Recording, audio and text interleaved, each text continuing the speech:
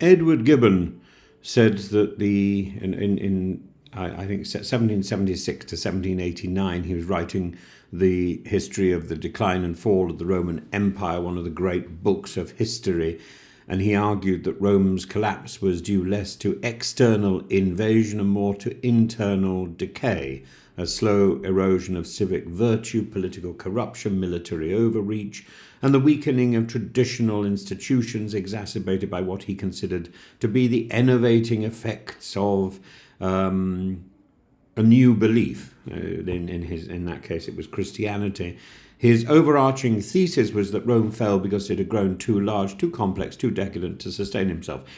Of course, he was actually wrong, because the Eastern Empire continued for significantly longer, and Christianity was a major element to that empire. So therefore, his hypothesis that Christianity contributed to the decline and fall of the Roman Empire is proven wrong immediately. But nevertheless, he comes up with a really pithy and brilliant line. The decline of Rome, he says, was the natural and inevitable effect of immoderate greatness. And it's that understanding of greatness which is what is in essence the failure and the destruction of the Roman Empire. And I think the same is true of conservatism, with this simple observation: party politics and political parties don't always die with a bang. Sometimes they bleed out by degrees, one gaffe, one defection, one absurd alliance at a time. But it's always about the understanding that the party is somehow immune to real threat. And if you're looking for a case study in terminal decline, this is what we've got now: the Conservative Party under the misleadership of Kemi Badenoch, and on the brink of welcoming, apparently, according to the rumours, Rupert Loki, Arthur Lowe, Robert Lowe, into its ranks. To say Badenoch is floundering is charitable. She is more than a novice. She's a seasoned cabinet minister, 2 years in top-level roles. And if you believe Nadine Dorries, in those 2 years, she hardly ever opened her box. And she's not she cannot plead inexperience. She oversaw international trade. She's not a political ingenue. And yet one listens to her speak and one might reasonably ask whether she's ever read anything, let alone her briefings, let alone understood them. And consider her latest performance on Sky News in attempting to comment on Israel's offensive in Gaza. She described the war as a proxy conflict on behalf of the UK. Quite apart from being grotesquely insensitive given the scale of civilian suffering, it's globally and politically absurd to make such a statement, or rather it would be absurd if it weren't so dangerous, because she didn't stop there. She compounded the damage by suggesting that Ukraine too is fighting a proxy war for Western Europe. That line, as many will recognise, is pulled straight from the propaganda manuals of the Kremlin. It's the language of Lavrov and Zakharova, not a leader of His Majesty's opposition. This isn't merely a foot-in-the-mouth moment, it's a diplomatic catastrophe of the category of Liz Truss. And Russia's already weaponized her remarks, gleefully posting them online as vindication of its special military operation. And Badenoch, in effect, has done Putin a favour while further diminishing the moral clarity of Britain's support for Ukraine. And if a Labour leader had uttered these lines, the Conservative press would have been apoplectic. The Daily Telegraph would be writing editorials about sedition. It's hardly mentioned this. What explains this? Either she believes what she said, in which case she's catastrophically unfit to lead a mainstream British party, or she doesn't and is simply reckless with language. And a stateswoman, she is not. And yet she leads a party supposedly preparing to govern again.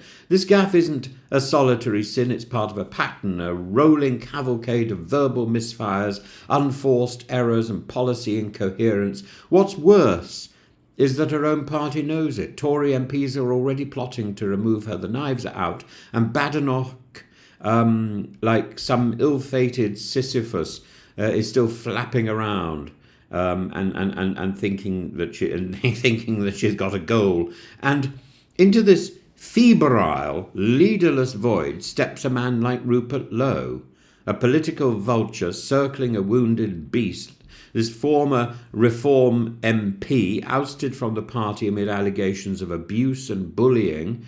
Lowe is now being wined and dined by Robert Jenrick and other senior Tories at Mayfair clubs. That in itself is a damning image, a disgraced populist courted in the gilded corridors of a party that once called itself the natural home of government. Lowe has said he is open to joining the Conservatives. I'm sure he's open to anything. Shadow ministers like Alex Burghart have said it's not a no. Well, it should be. The deputy leader of the Lib Dems has urged Badenoch to reject him outright. Absolutely. But she remains silent, possibly paralysed, possibly complicit, possibly flirting. Oh, I may not. Oh, I don't know.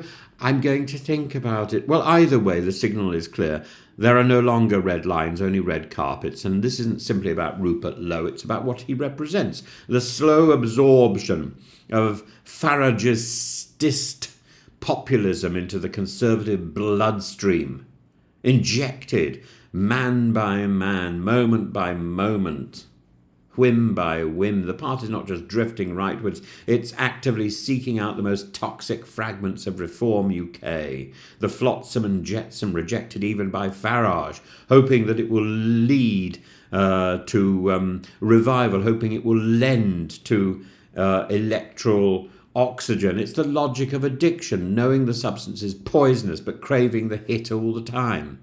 And while Badenoch and Jenrick flirt with figures like low-key, they ignore the deeper crisis, the party's terminal collapse across the UK. In Scotland, polls show Reform overtaking the Tories to become the official opposition in Holyrood. This isn't simply a local difficulty, it's an existential unravelling. We're witnessing a populist insurgency that mirrors the Scottish independent wave of 2014. Then people gave each other permission to believe in rupture. Now, older voters, disillusioned professionals and long-term Tory loyalists are giving themselves permission to vote Reform, and not because of policy, but because of emotion. It's political contagion. And the Conservatives, instead of inoculating themselves, are infecting themselves further by inviting its most extreme vectors to lunch. And so here we are. A party that once governed with a sense of purpose now staggers on like a political addict, mouthing half-remembered slogans and courting disgraced exiles while stuffing their bong down their trousers. It's led by a woman who cannot open her mouth without imperiling Britain's diplomatic standing. She's simply a carbon copy of Liz Truss.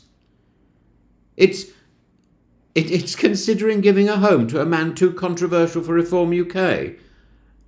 And it's hemorrhaging support in every corner of the kingdom, north, south and centre. The Conservatives are not just in decline, they're in disintegration intellectually, morally, strategically, unless they recover the ability to draw a line to reject the siren call of populist fringe makers and to replace their hapless leader with someone who can speak without scandal, who can follow a script, who can fit ideas together in a head, then the Conservative Party, as we once knew it, is finished. And that has implications for Labour as well, because a government without a valid and effective opposition is a bad government. This badly booked lunch at 5 Hertford Street, that should be a wake-up call for anyone.